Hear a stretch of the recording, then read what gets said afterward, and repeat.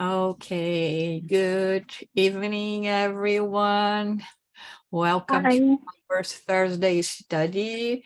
And today, as we know, uh, we are going to be continuing our study of the Spirits book. And we are on question 907, uh, third part of the book. The Spirits book. I'm going to open here and share my screen with you. We'll ask for everyone to mute themselves except Philip, that is going to be reading to us. As always, we are going to be reading question by question, commenting them, and then we will be waiting for your contributions in the form of questions or comments that you may have. So I'm starting sharing now. Let's see if everyone can see my screen. Yes. Okay, so let's start with 907 passions. As our passions are rooted in nature, are they bad in themselves? No, it is only their abuse or excess that is bad. The principle of all passions has been given to human beings for their own good, and these passions may spur them to accomplish great things. It is only their abuse that does harm. Well, the whole passage today that is going to speak about passion. So I'll try not to condensate everything in just one reply. But the spirits in relation to this question by Allan Kardec, they are very clear in making us understanding that it's never or in many cases it's not the things that we have or the personality traits that we have that we will put into use, but how we are going to direct them. So light is wonderful, amazing, unless I get a laser point and put it in your eyes. I will use light in a way that is going to be harmful, but light is good.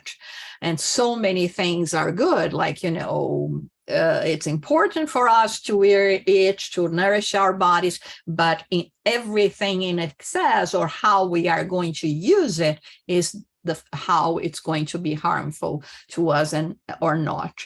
And in this third part, when we talk about the moral laws and especially this chapter about moral perfection, I think Kardec was so on point on, trying to cover as much as possible, questions that could bring from the spirits enlightenment to us in relation to the doubts we may have, the trying to understand all of this and trying to classify things as them being or not being good. And so this is one of the reasons that I think it's so important, this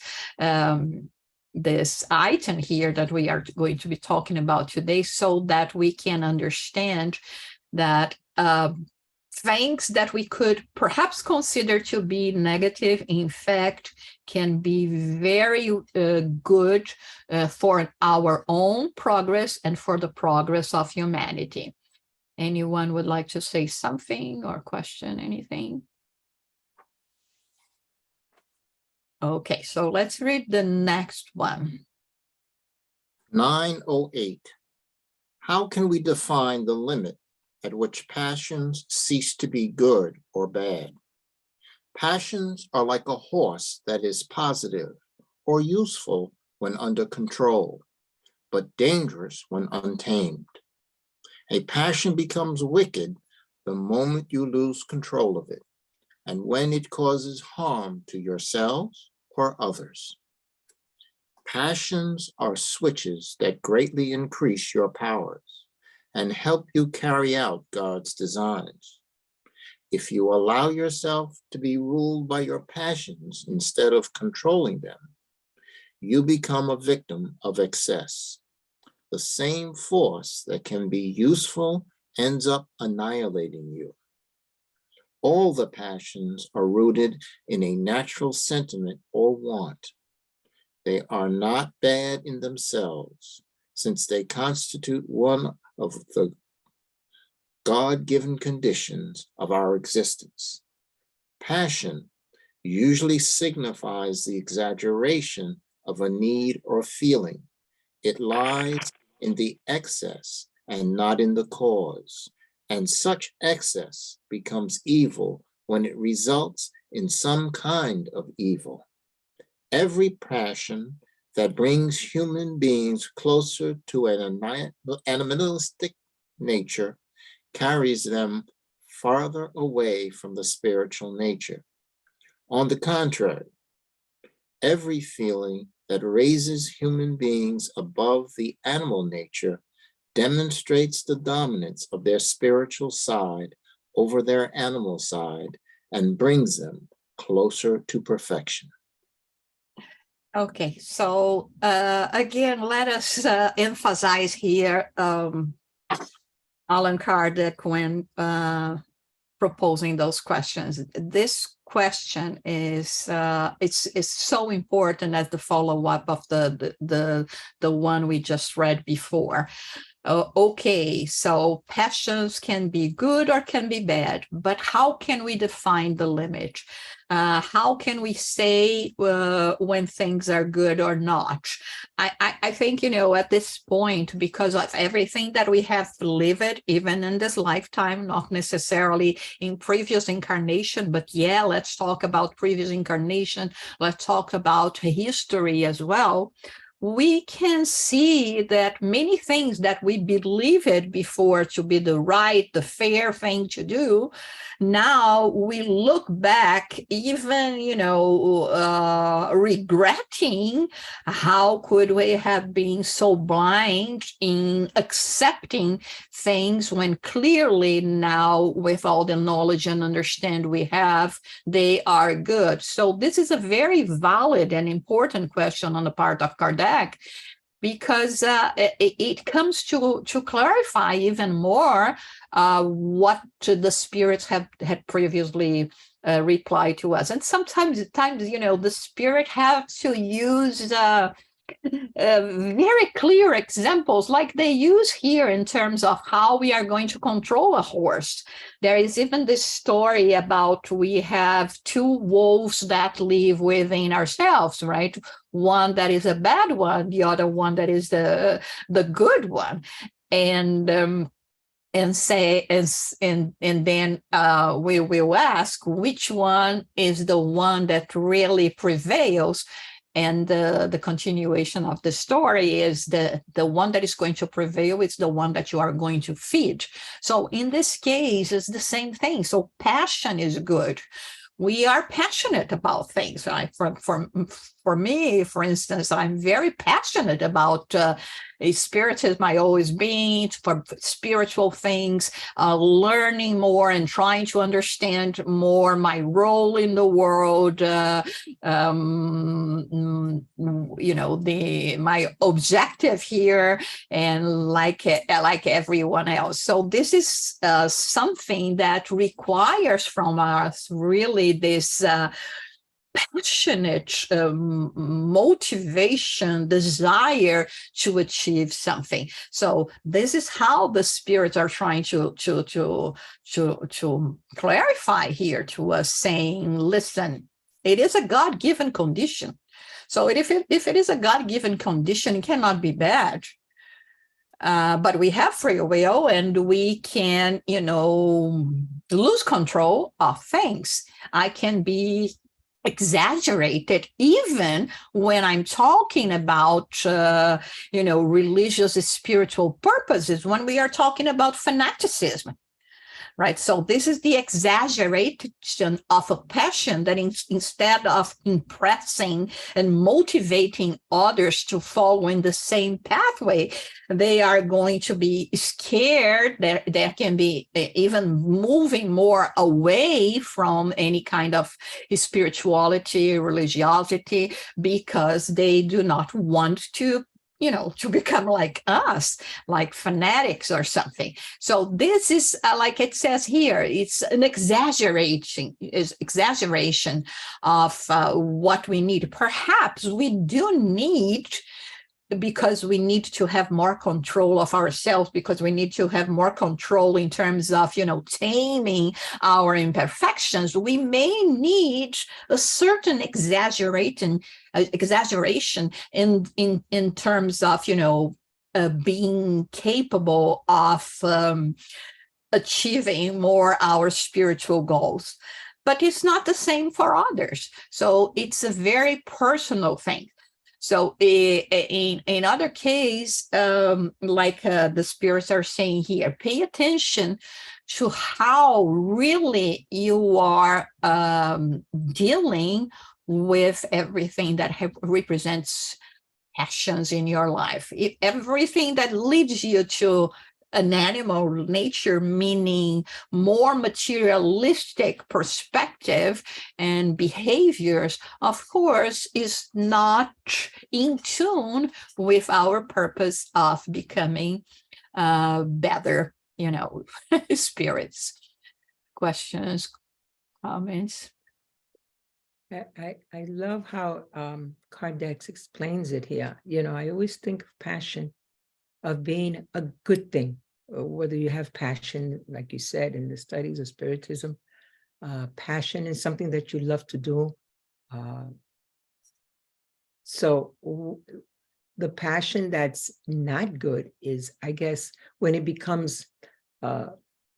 selfish and not care for anyone else or something that deters us from good passion. So there's good and bad passions.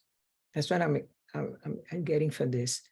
And when passion becomes negative, if you want to become, if you are selfish in doing whatever you're doing, caring for somebody, working for something, and I think that's where, I guess we have to understand where there is no good passion. Then if you become selfish and not caring of what you're doing, am I right? I'm kind of. Yeah, you're right. And I mean, not caring means many times that we are going to put our energy into something that is not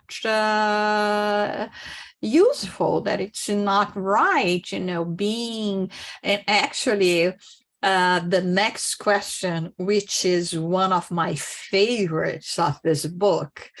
I cannot say my favorite because there are at least half a dozen, but this is one of them. This is one of this half a dozen or maybe a dozen, it's one that I really like to constantly remind me. And now at this point, you are all curious, and I hit that on purpose. And this is going to give an answer to your question, Zoraida. Can you read this one, 909? Okay. Are the individual's own efforts enough to vanquish his or her bad tendencies? Yes. A very small effort is often all that is needed. It is the will that is missing. It is quite astounding how few of you make any serious effort. Isn't that wonderful? Yes. Because clearly. Yeah, right. I mean, it's his laugh in the face, right? Yes, it is. the spirits were so on point on this answer, because we always try to find excuse, and this, like you said, sometimes we accommodate, or you see it's too much effort, and this is what they're saying. It is not good, even when we are not doing anything. It's bad, because we are wasting opportunities here. Sometimes, even if we are, kind of losing control on our passion, at least we giving room to it, and with time we will learn that we are perhaps exaggerating, and we just have to tune it down. So this is what they say here. And when the corrects ask, is our efforts, would be enough? They say, yes, absolutely. If there is a will, there is a way. If there is a way, right? So here's what they say. We miss the will. And we miss the will because, like I say, we are so accommodated. It requires so much effort, so much self-control, discipline. And sometimes we just give up because we fail. Yeah. Once, twice, three times, and we say no more. Right? I'm always amazed, and I think it's always very good thing to think about when we talk about, let's say, the people that go to, the sports people that goes to the Olympics, right, to compete in one of the Olympics. I mean, it's 4 years working hard to be able to get a place, to compete, all of that. They arrive there, and just 1, 2, 3, okay, are going to succeed. And what happened next? The following Olympics, they are there again. They keep on trying. Sometimes they will succeed to the maximum, but sometimes they don't. This is a passion. And they do direct, and maybe they are not completely satisfied because they were not gold medal, etc. But I mean, to compete, to be there, to know that you had enough strength, discipline, will to go and do it anyway, and be there among the 20, the 50 better in the world that even got a place in the Olympics. It's quite a feat, right? But we ourselves, many times we try things, and sometimes it's better to say, I don't like it, right? Because we see that it's going to require too much. I don't like it. It's amazing how we use that even to food, because they say it's an acquired taste, right?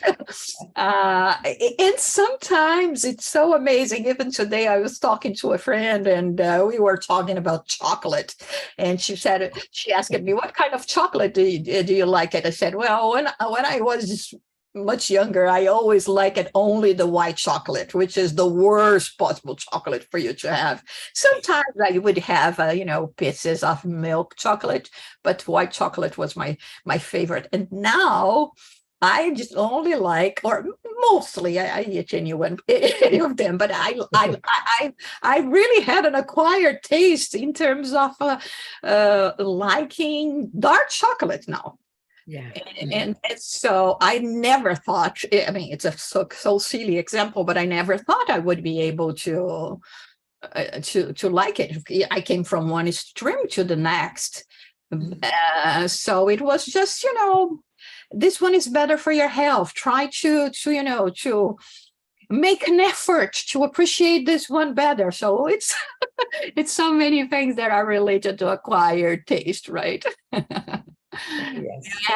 Anyone have any examples or anything that you would like to say about this fabulous question and answer?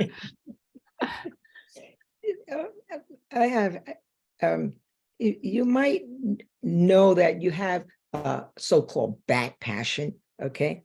But you have the will, but you don't know how to get rid of it, how to become more passionate. Mhm. So what does the person do? They don't know how to get rid. Okay, you gave a good example of the chocolate and the white chocolate.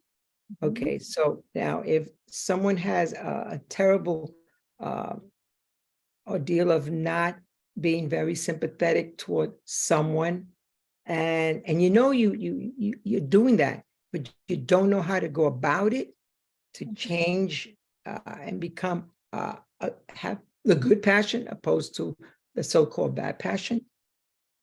Mhm. Yeah, if it, I mean, when we are talking about people in relationship with people, I mean, worst case scenario, you can always avoid those people, try to avoid them to even increase the aggravation of your relationship. So this is one thing. But here we are more talking about taming our behaviors. So it's my behavior of, before a person or a situation becoming too angry or too envious or giving myself too much to frivolities and despising any kind of contact that I may have or that may be presented to me that could help me understanding more about life, more, spiritual life and all of that. So I think that when we are talking about this kind of passions here, although many of them we are going to, because we are so used to use the word passion to address negative things, like, it's a bad thing. Right. But here the spirits are making it clear it's not a bad thing. You can have passion about playing an instrument, for instance. Just today, and I'm seeing Fabio here, I was listening to one of the music that he composed on the piano. I don't remember the name of the music, but it's about a shaman or the Native Americans. Very beautiful. I mean, I know he has a passion for the piano, for the composers, and this is what I imagine motivate him to to keep on practicing, to keep on learning. And so I think it's more in this direction that we are talking about, and not just narrowing our views, thinking about passion of the flesh or things like this. Now we are really talking about the desire, the will of the spirit in relation to what one is doing. But like we said before, that can be very badly addressed. And we have to be aware of all this. I don't know if I got too much point, or if anyone would like to say something or contribute with something else.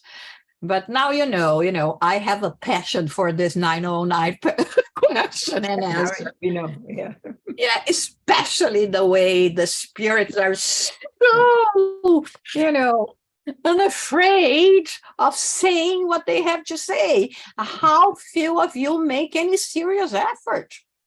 Yeah. Come on. It's time to wake up, right? Move yourself. Come on, let's do it. But yeah, you think you're going to climb the mountain just with one step. It's not going to happen. I can look at that and say, oh, I'm never going to get there. Yes, you are, if you keep on climbing, right? Yes. Okay, let's go for the next one, Philip. 910. Can human beings obtain effective help from spirits in overcoming their passions? If they address a sincere prayer for such help to God, good spirits will help them as it is their duty to do so. This is another very important question and answer from by the spirits in Kardec, because it's clear here that we don't need to track this path alone, and that there are resources at working in our favor in so many different ways, but also in terms of the spiritual support that we are going to receive if we just ask. Right, that when in the chapters where we talk about prayer, the spirits show very clearly that we haven't been asking right or for the right things. If we want things to be completely changed, and it's not possible for them to be changed, they say you are always going to receive your request in terms of gathering more strength, courage, patience, clarity, because sometimes the answer, the way is right in front of us, but we cannot see because we are so blinded by emotions that lead us to bad choices to ourselves. So prayer in this case is always going to be advantageous to us. And remember that when we are talking about prayer, it's up to you how you decide or prefer to pray. Some of us may like to pray the rosary. Some of us may just like to communicate with God. Some of us may even feel the need to light a candle. Some of us may have a preference for a particular prayer that we know by heart. But always remember that regardless of the way you pray, the book of prayer or prayers that you have your preference, always to really stop that moment and placing yourselves in a way that you are going to be able to communicate with the good spirits and receive the guidance and blessings from God. Anything? Yes. Huh? Mhm. Hey, Fabio, I miss you. Me too. Well, first of all, thank you so much for saying that you still listen to recordings. And those recordings, it's it has a lot to do with this question, and Uh-huh. because as you know, you and I have talked about this so many years ago, and you know a lot about my life. But the moment that I started having the need to express my music, I wasn't yet going to the center, and I remember that I immediately knew that the spirits trying to communicate with me. And because I have a background in that, because of my mother involvement in artists in Brazil, centers in Brazil, I sort of knew that I had to the point of 9810, ask for guidance, knowing that there were spirits. So it was my way of praying, knowing that all the spirits trying to communicate with them, to at least send me good ones that would have something important to say. Of Yeah. course, everybody came, but at the same time, I try to focus that on the work that I do, which is play the piano and drawing. So I have those compositions that I recorded. They were entirely done with a lot of prayer before, asking exactly for this guidance from high elevated spirits or spirits me, so they could express whatever needed to be expressed through them. So I often feel like every time that I listen to this, I feel much better and I send that those Yeah, and, that's and I what. tell them that it has that intent. So I think it combines both of the 909 10, because of course I'm human, I have my and I'm entirely prone to being guided at any given moment. So at that point, I sort of, you know, had an instinct to just ask for guidance. You'll have to So send me more. I was hearing to Pena Branca today. oh, great. Yeah. So see, there was the indigenous entities there. Yeah, it's an old one, I think, right? Yeah, yes, it is. I'd like to get more information and later tell me exactly what you did. And I have more to say. Uh, So yeah, it's really interesting. uh-huh. Oh, thank you. Okay, Philip, let's look at 9 and 11. Are passions sometimes so fierce and irresistible that the will is powerless to withstand them? Many people say, I want to, but their will is only on their lips. They are not generally sorry when what they want does not happen. When people are unable to conquer their passions, it is because they take pleasure in yielding to them. Those who can control their passions understand their spiritual nature and know that every victory over them is a triumph of their spirit over matter. Another thing that is very common for us to do, right? We will always claim our inability to do something, like, I'm not equipped to that. It's God's fault. If this is the way, why didn't I have more of things that could help me in this way? So we are always looking for those excuses. And this is one of them. We will say, no, I don't have the power. I don't have the possibilities. But the Spirit says here that we will always be able to conquer ourselves. And the thing is, mostly we say that we want, but it's just like they say here, it's only on their lips, on our lips. It's not about really doing the hard work that requires from us to be able to, to change.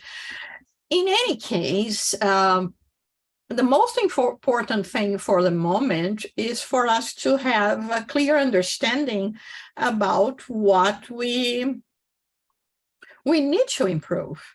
And if we are in this moment where we even look at ourselves embarrassed because of what we see, right? It is good, because before we were not even caring about those things, and we were giving way for them to happen in our lives. Now there are things that we already know that it is in our behavior, in our emotions, that are destructive. And when I mean destructive, it's always first destructive to oneself. And then if we are there already, it's a very good thing. Like they say, as soon as we are aware of this unruled passions, we will be able to control them, understanding their spirit nature, and how we can achieve the resolution of one particular or other things that we have that needs to get better. But it's there is a friend of mine that he He's a doctor, and he gives so many talks, and I always love the way he talks. And Dr. Dacio Iandoli, and one day he was talking about, how he portrays, like, we have a tray of little cups, and all of them have a label, and one of them can be unruled passions or selfishness, or the negative pride and other things. And the thing is, while they are empty, it's me in full force of the negativity. As I begin to feel each one and every one of them, they raise to the opposite. Instead of selfishness, I'm reaching, in the same cup, I will reach altruism, right? Instead of pride, I will reach humbleness. And so this is how we have to see. We have so many empty cups, but it's up to us to, with the blood, sweat and tears, right, to fill up, and then to conquer the virtues. It's part of, because why this hard effort? Because everything that comes easy, we take for granted. And we always are going to value more things in life when we say to ourselves, I did this. I was capable of doing that. And this is what is important. Anything? Let's go to the next one. What is the most effective means of fighting the predominance of the corporal nature? Practicing self-denial. Well, what else can I say after this question, and answer? Again, it's looking to ourselves, is understanding that we are in a journey, and being pleased with the progress we did so far, but acknowledging that we are not there yet. And there is more for us to do. There's more to come. And the more we do it, the more we give ourselves into that, the more we are going to be seeing results and positive results. Any questions and comments or anything else that you would like to talk about? Passions. Well, we can't give in so easy when we don't get it. We are like little children. We want what we want now, and it's always, and it just can't be. We have to understand what we want, learn what is important, and work with that. Just like you explained before. It is very important to be understand the patience, and in this life it's not so easy when we have to go through things that are not so easy to accomplish, but we have to keep going and work with it. Mm-hmm. And I was thinking as well, passion displays of affection is always a very good thing, and I think we have to do that, and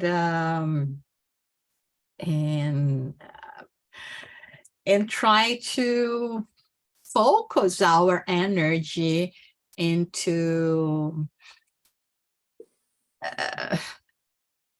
giving more love and affection to others. Once I was told that I'm too passionate about things, that very often I say, oh, I love this, or I love that it means that it has no value, but it's it's the appreciation of life, Yeah. right? When you are an enthusiastic person, you have appreciation for life. I have appreciation of, how things were discovered, how a new building was done, and, the design, about the music. And I think when we, this is the positive passion that we are talking about. And it leads us to display more, this kind of emotion, but that can have a positive effect. Maybe not in someone that is so negative that it says,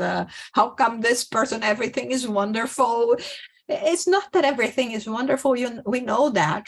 But we know that there are so many wonderful things that we are not appreciating, like, nature, beautiful skies, and, all of this. And I think it's so important for us to be reminded of that as well. Absolutely. Yes.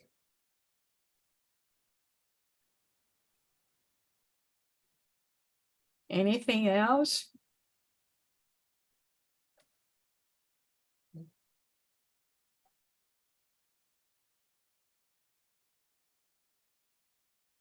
Okay, so let's go to the next item.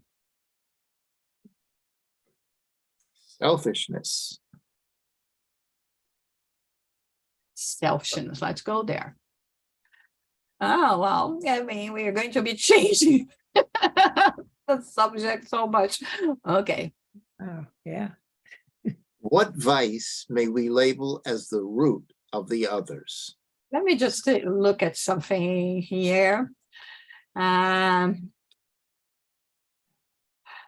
Maybe, if you don't mind, I would prefer to leave this topic for next week, and we could talk more about either passion, or if you have any questions, and then we can concentrate one topic in just 1 week. Okay. Okay, so I'm open if you have any questions, any comment, anything not, Sarah, yes, go ahead. any comparison or any relation to the passions of Christ? I mean, what is it named that expression? Yes. Is- It's a very good question, Fabio. I don't know if I know how to answer, because we call it the passion of Christ in the sense that it represented,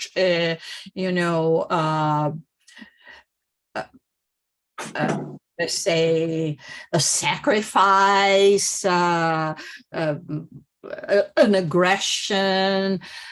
So I don't know. I mean, related to the topic and to how we are using the meaning of this word today, I would say that there is nothing to do with that.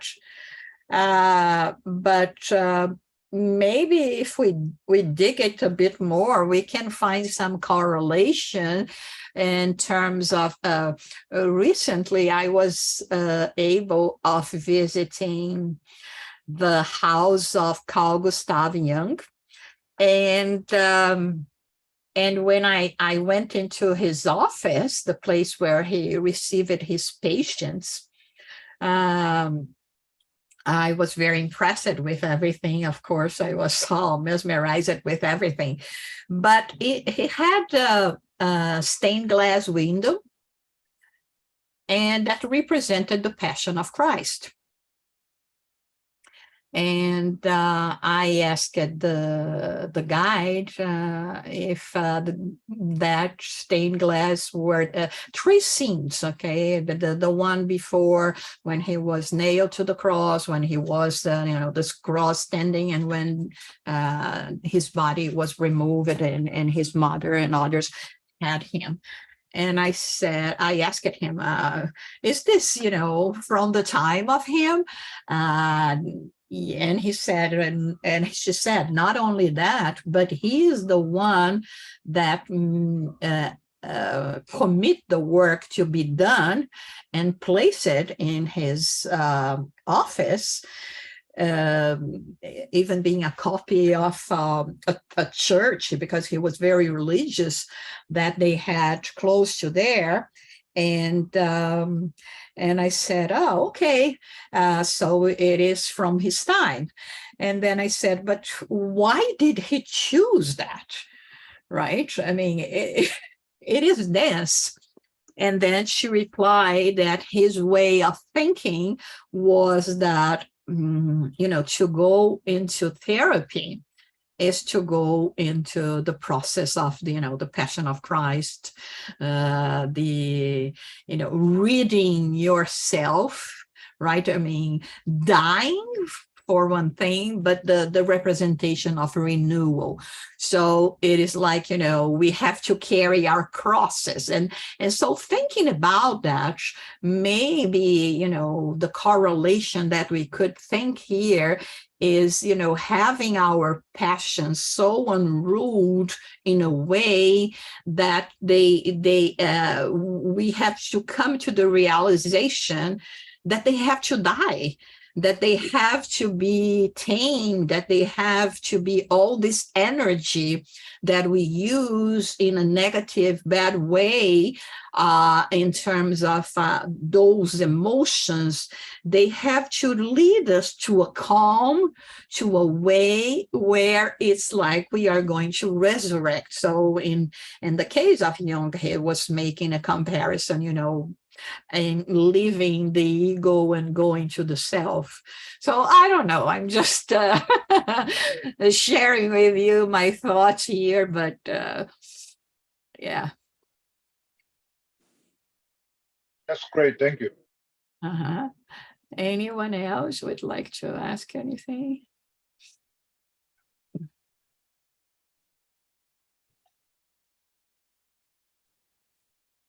Okay, so homework.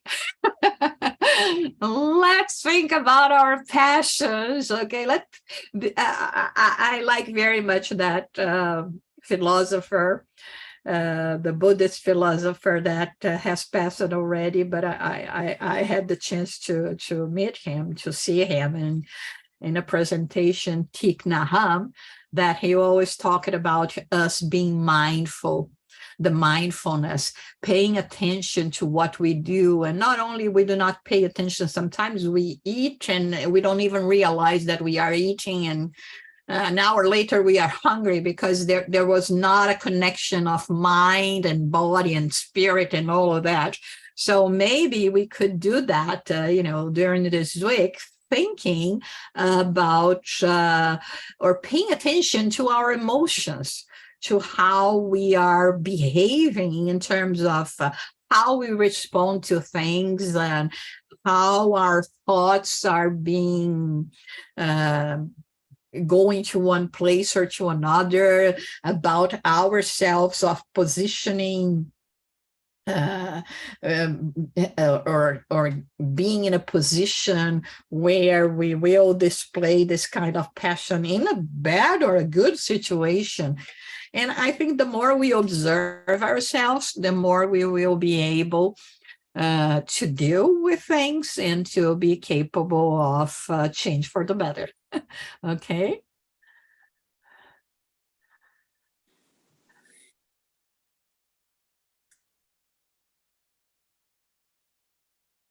So, let me stop sharing.